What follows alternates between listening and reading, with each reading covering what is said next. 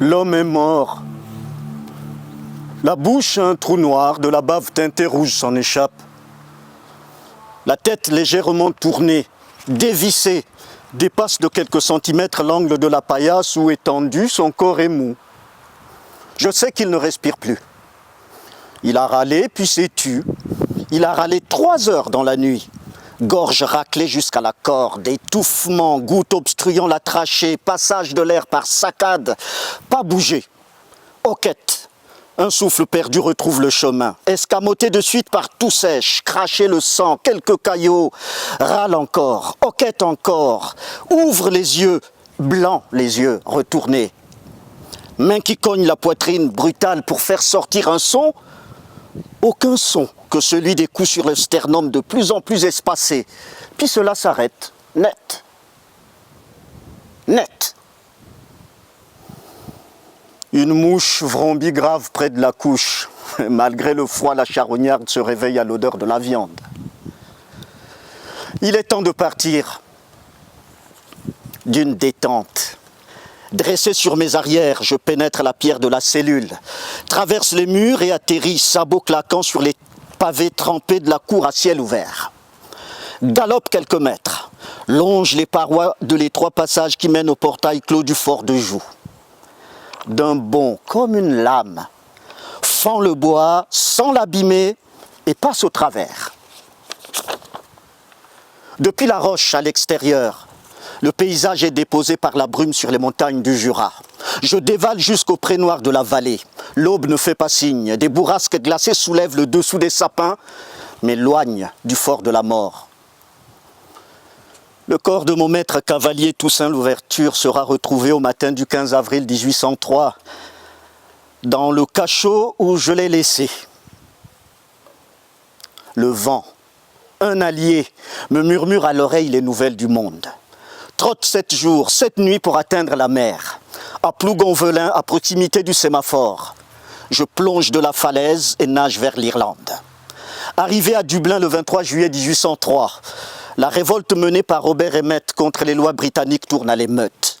Qui tue qui? Qui lynche? Qui massacre? Qui fuit? Qui sait? Qui mène? Le désordre fait loi. Les rues de la ville sont jonchées de cadavres que je contourne à vive allure. Croise des groupes de fantômes hagards en armes, des jeunes, des vieux, cherchent l'ennemi sans savoir qui il est. La nuit tombe encore tôt et vite. Soudain, le silence. Par la voix des enfants crieurs, vendeurs des rues, apprend le lendemain matin que le nationaliste et républicain irlandais Emmet appelle à l'arrêt du saccage. Quelques jours plus tard, il est appréhendé par les Anglais. Je devine qu'il sera exécuté. Je quitte l'île. Rejoins le continent.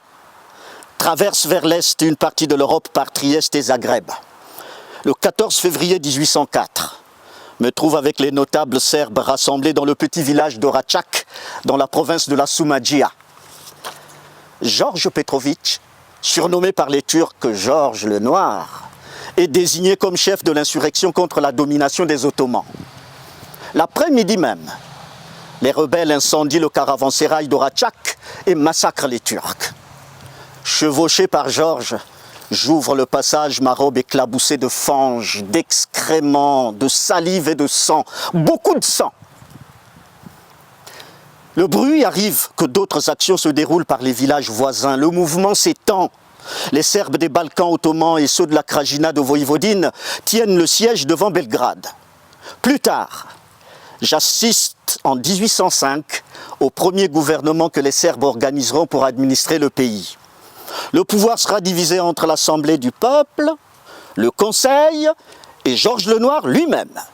Des décisions importantes seront adoptées.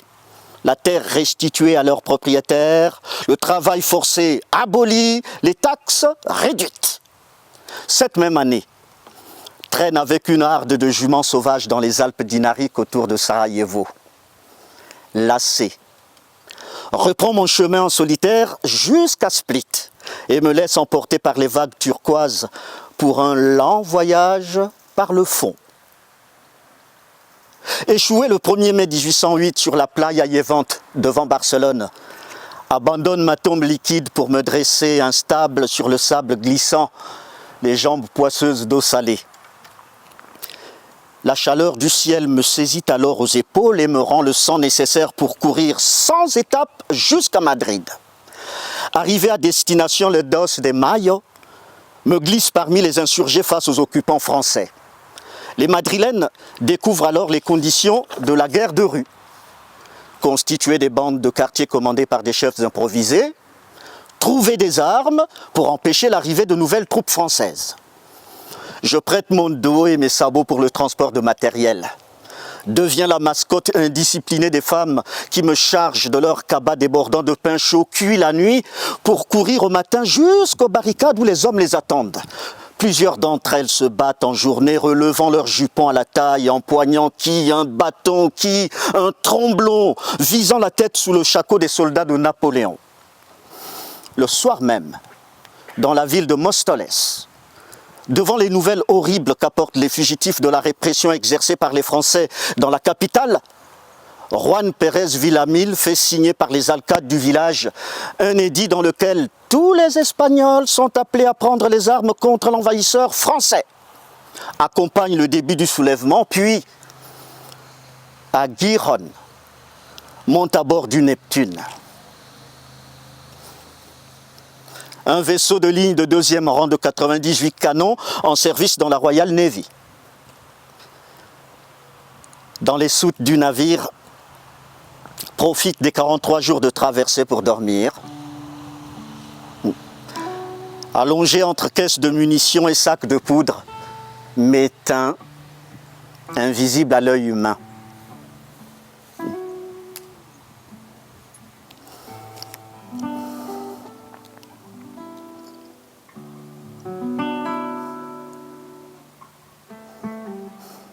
Réveillé par le son de la corne de brume le 18 août 1811 en baie d'Acapulco, ne m'attarde pas dans la foule des dockers qui s'agitent sur le quai comme une armée d'esclaves et fonce vers l'arrière-pays mexicain.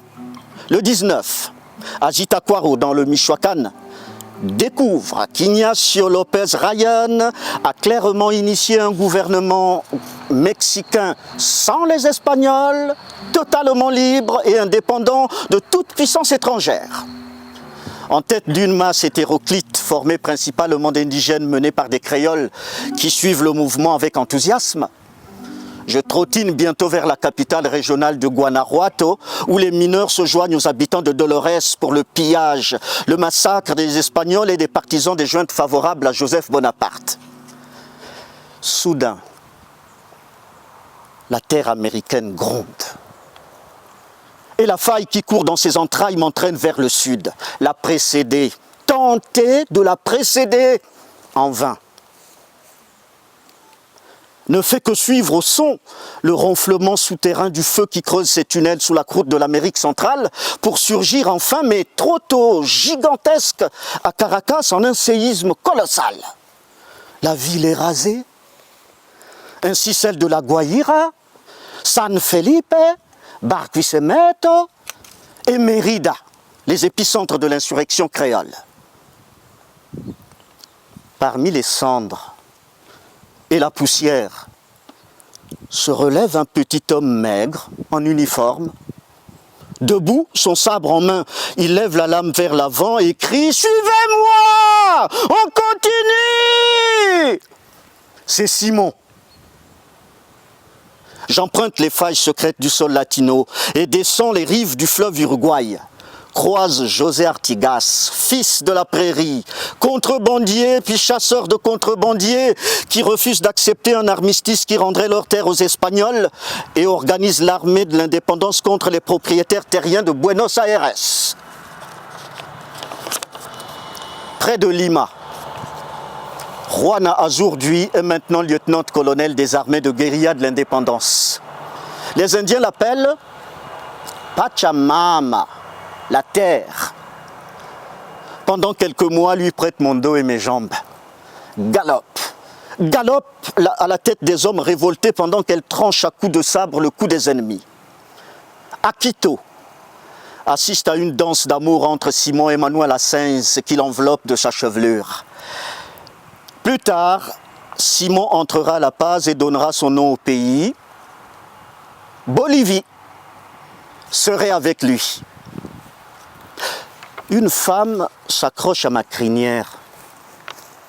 Depuis Quito, où elle m'a trouvé couché sur le flanc derrière l'église des Compagnons de Jésus, au coin de la rue de la Plaza Grande, épuisée par la pluie qui tombait de rue depuis 3 semaines, m'empêchant d'apercevoir le blanc du ciel, elle ne me lâche plus. Ses pas dans les miens, appuyés sur mon encolure, quelques mèches de crin autour de ses doigts, elle parcourt avec moi les 3282 kilomètres qui, par les chemins, séparent les 2 villes. Nous marchons la journée et sans s'arrêter jamais, elle chante à mi-voix. Son timbre repose sur le fragile filet de son souffle et ses chansons improvisées ne sont destinées qu'à moi, chuchotées à l'oreille. Leurs rimes s'appuient sur le heurt régulier de mes sabots taclant chaque caillou de la route qui nous mène à La Paz.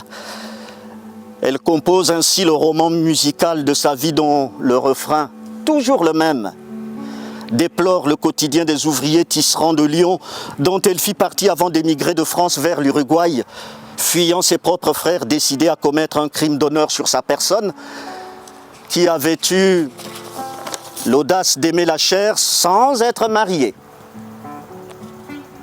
Un matin, alors qu'elle a l'habitude de dormir pressée contre ma panse, la tête reposée dans le creux, je suis réveillé par son absence.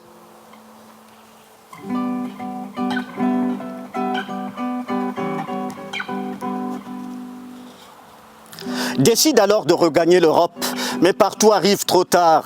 À Paris, la 3e dite glorieuse journée des combattants et combattantes des rues, immortalisée par Delacroix, a définitivement passé le pouvoir au roi bourgeois Louis-Philippe et la capitale a repris son air affairé et miséreux dans les quartiers des barricades. À Lyon, la révolte des canuts vient d'être réprimée dans le sang. Les rues sont vides et silencieuses, de traboule en traboule, montent vers la Croix-Rousse et ne trouvent dans les cours que je traverse que misère ouvrière au pied des immeubles glaciales. Famille affamée après la révolte défaite, canuts à nouveau au travail pour moins que les 3 sous d'avant. Le vent souffle pourtant et m'emporte partout. M'oriente au cri de ralliement surgit des tumultes populaires. La Pologne, la Belgique, l'Allemagne, la Roumanie et l'Italie se révoltent tour à tour. C'est le printemps des peuples. Paris se réveille une fois encore et sur la table de ses banquets politiques, partout dressés dans la capitale, je danse et déchire les nappes en drapeaux qui se teintent de la couleur de vin fraîchement tiré. Résurrection! Risorgimento! En Italie, mes hennissements se mêlent au en pagaille de la course de Mazzini et de Garibaldi, accompagné par l'opéra de Verdi. C'est grand et beau et mes sabots cadencent la montée du chant qui s'élève sur toute la péninsule. Galope, galope et rejoint les cipayes. Ces soldats hindous et musulmans se soulèvent contre le colon. y rencontre la Rani Lakshmibai qui rassemble au nord de l'Inde en pleine révolte une armée de volontaires forte de 14 000 femmes pour défendre sa ville Jhansi attaquée par les forces britanniques et la Compagnie des Indes orientales. La bataille de Jhansi est féroce. La ville finit par tomber. Sur mon dos, épuisée mais vivante, la Rani réussit cependant à s'échapper à la faveur de l'obscurité. Et nous parcourons ensemble en 24 heures les 150 km qui nous séparent de la forteresse de Kalpi, où nous sommes rejoints par plusieurs princes rebelles. Là, la Rani les persuade de reprendre l'offensive et de s'emparer de la forteresse de Gwalior. Cependant, les forces britanniques ne tardent pas à reprendre la place. Et Lakshmibai meurt le deuxième jour des combats, le 18 juin 1858. Atteinte d'une balle à la tête, elle s'affaisse sur mon encolure. La boucle de cuivre de son manteau accroche ma crinière et son corps reposé sur mon cou. Je conduis sa dépouille jusqu'au fleuve Luni, traversant les villages dévastés et brunis par le feu des Anglais.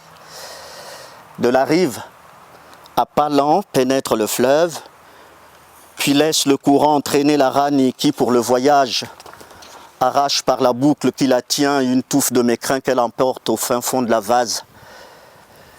C'est mon cadeau d'adieu.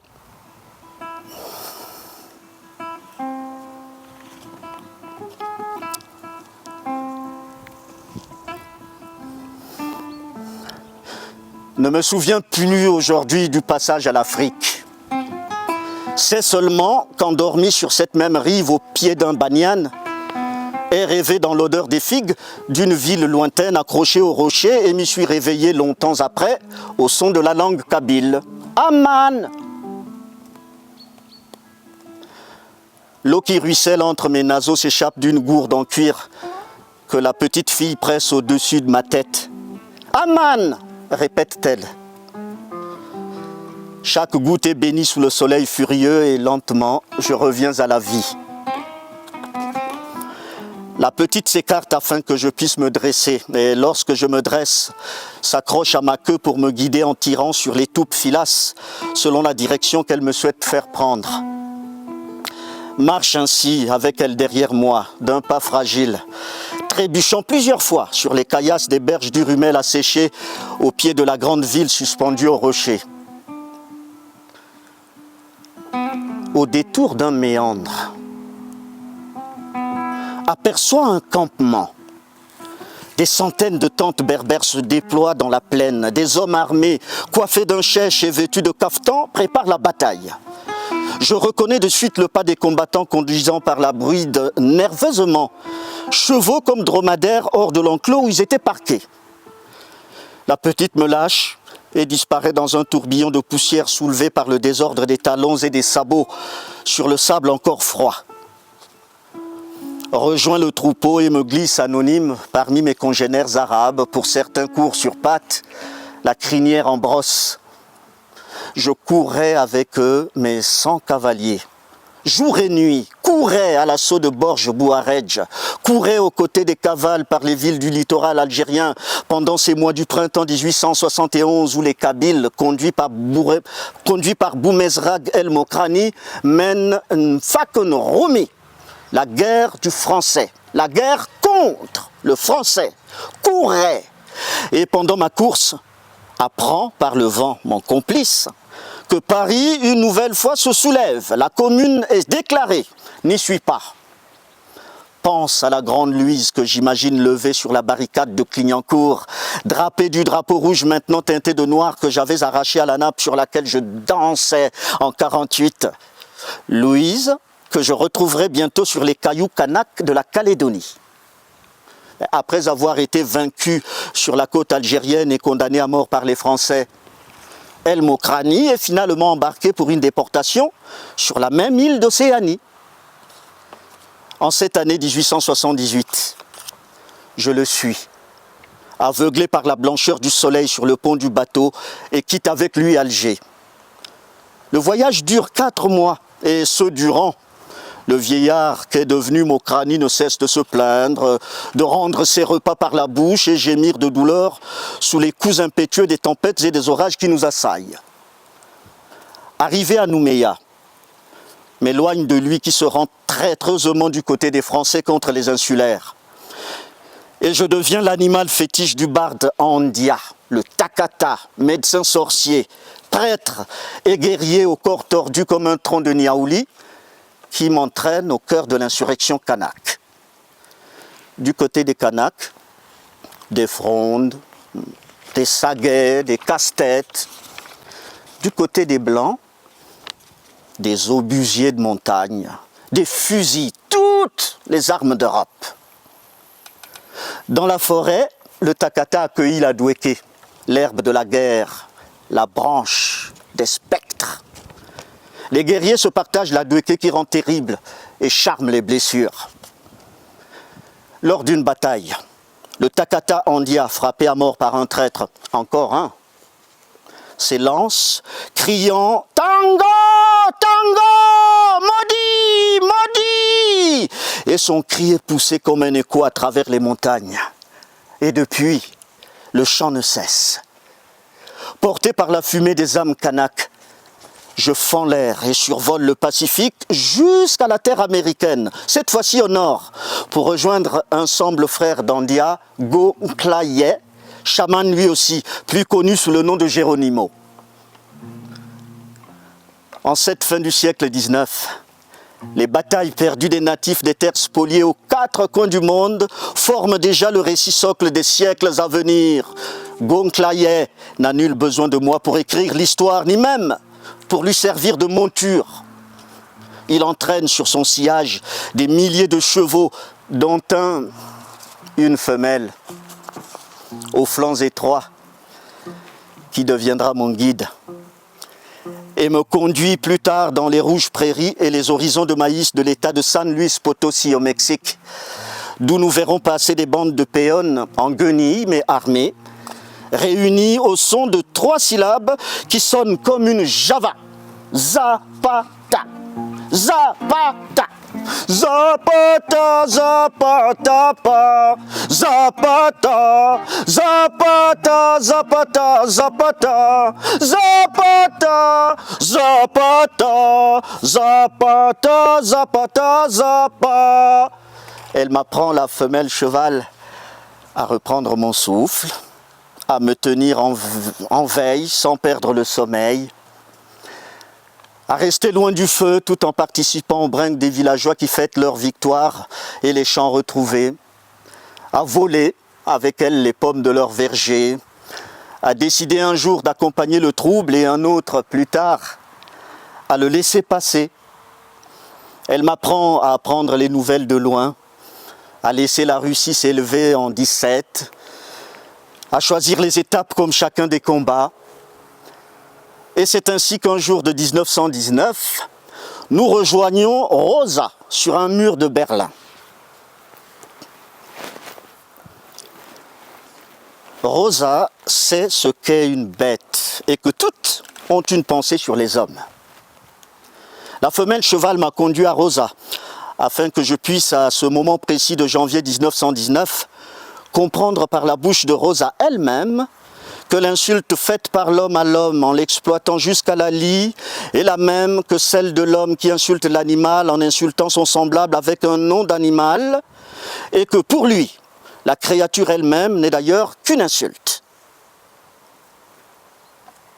En quittant Rosa à sa mort assassinée, laisse aussi derrière moi mes amours cheval qui prennent une autre voie. Le bond que je fais alors est d'une telle puissance qu'il abolit le temps et la distance et me projette dans un mot que je ne connais pas encore. Révolusi. Sur les pavés de Jakarta, me trouve entouré de jeunes gens, à peine adultes, certains encore enfants. Filles et garçons font là ce que personne jusqu'ici n'aurait pu imaginer. À coups de bambou acérés comme des lames que les Japonais, avant de les affamer, leur ont appris à fabriquer, ils chassent le colonisateur hollandais et forcent leurs dirigeants à proclamer l'indépendance de leur pays. L'Indonésie, nous sommes en 1945, une république naît, une démocratie est en route, c'est l'ébranlement d'un ordre du monde qui vacille. Sur la trace de ces enfants géants oubliés de l'histoire, maintenant, en cette seconde moitié du siècle XX, les peuples sous domination occidentale vont se révolter un par un dans toutes les colonies. Comme une coulée lave, révolution se répand et atteint au cœur la puissance des empires. C'est chaud, c'est sanglant, cela ne réussit pas à tous les coups, cela ne promet rien en tant que résultat, les morts se comptent par millions. Cependant, partout où mes sabots me portent, ne rencontre qu'hommes et femmes debout, prêts à ne rien lâcher pour ne plus être insultés. D'indépendance en indépendance, galope et traverse Vietnam, Syrie, Jordanie, Pakistan, Inde, Birmanie, Sri Lanka, Laos, Cambodge, Libye, Soudan, Maroc, Tunisie, Ghana. J'y aperçois France Fanon à la conférence panafricaine. Malaisie, Guinée, Cameroun, Sénégal, Togo, Madagascar, Congo, je te salue, Lumumba. Somalie, Bénin, Niger, Haute-Volta, Côte d'Ivoire, Tchad, République centrafricaine, Congo, l'autre côté du fleuve.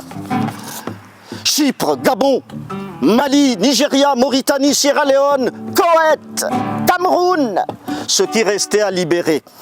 Tanzanie, Goa, Rwanda, Burundi, Algérie, Jamaïque, Trinité, Tobago, Ouganda, Singapour, Sarawak et Sabah, Kenya, Malawi, Malte. Rhodésie du Nord, Gambie, Malawi, Maldives, Guyana, Botswana, Lesotho, Barbade, Yémen du Sud, île Maurice, Swaziland, Guinée équatoriale, Tonga, île Fidji, Bahreïn, Qatar, Émirats arabes unis, Bahamas, la Grenade, Guinée-Bissau, Mozambique, Cap-Vert, Comores, Sao Tomé et Principe, Angola, Suriname. En sort éclaté, épuisé, énervé, heureux, désemparé, perdu, convaincu, persuadé. Le globe terrestre se recompose et courut la montre pour ne pas manquer ça. Qui me porte plus loin au virage du siècle suivant, le 21, dans la brise des printemps où grondent les enfants d'aujourd'hui contre les enfants d'hier? Mes jambes. Dans les rues arabes de la côte méditerranéenne et sur les terres fertiles du Moyen-Orient, mes jambes se mêlent aux jambes de celles et ceux qui arpentent sans relâche les pavés des villages, des villes et de leurs capitales. Ce qui les réunit, un seul mot en forme d'injonction, dégage. C'est violent et doux à la fois, car cette fois, c'est sans armes. L'arme est le mot. Et moi qui ne parle pas, c'est qu'un mot, un cri, un chant trace vite et mieux que la flèche ou la balle. Cela commence à Sidi Bouzid sous les fleurs de jasmin et l'odeur envahit toute la Tunisie, déborde la frontière à sa droite, à sa gauche pour s'épandre au lointain. Cela dure 10 ans, jusqu'à hier encore, où depuis le tunnel des facultés jusqu'à la grande poste d'Alger, l'écho de ces printemps, 1000 fois relayé par les vents chauds, atteint le nord et le sud. Cela s'arrête d'un coup, aussi net qu'une averse de grêle, mais de partout, l'écho a été entendu. Et aujourd'hui, à Château-Vilain, sur ce rond-point nassé par les forces de l'ordre, à moi de raconter.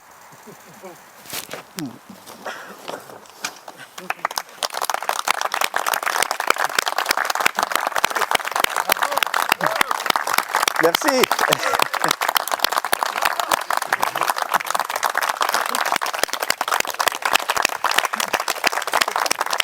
Et merci.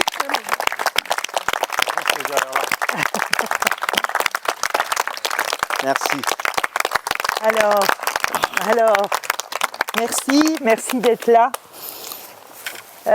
Bon, on l'a essayé, ce cheval, qui a été en fait imaginé ici, puisque l'année dernière exactement, j'étais en résidence à la Laurentine, à Aubepierre, et que j'ai commencé à travailler sur ce cheval.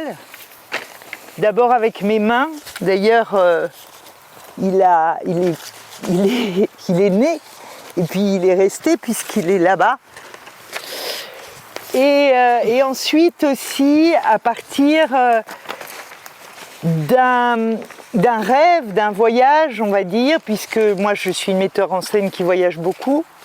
Et puis j'ai passé quelques séjours assez longs en Algérie, à la recherche justement de la dernière révolution dont parle le cheval, interprété par Marcel Manquita et Benoît Bouveau.